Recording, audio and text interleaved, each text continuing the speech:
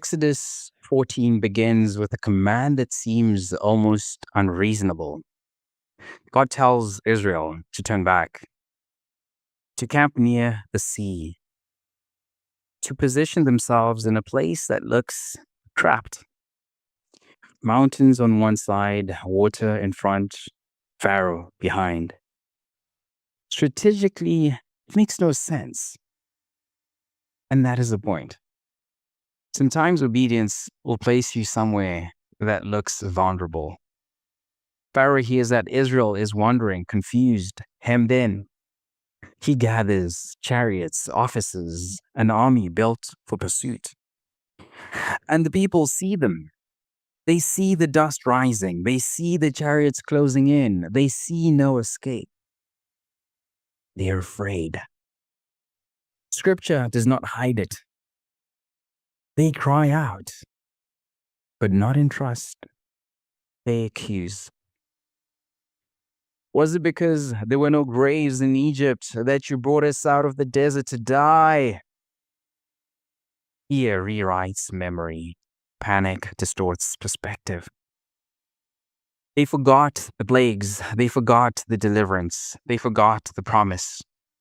When pressure rises, trust is tested.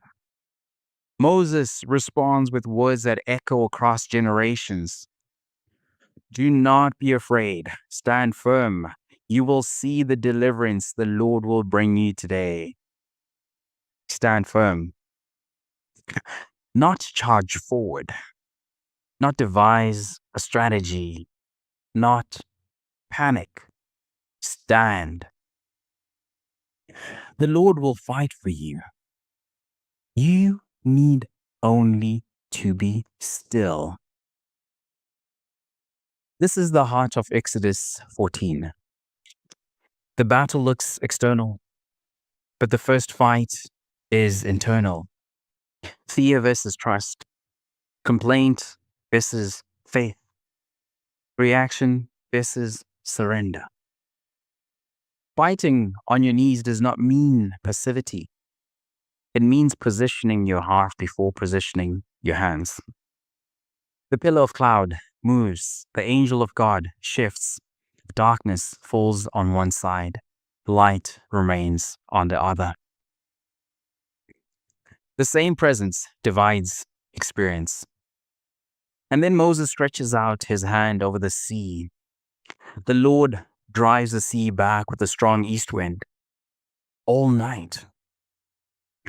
Deliverance is not always instant. Sometimes it unfolds through obedience sustained.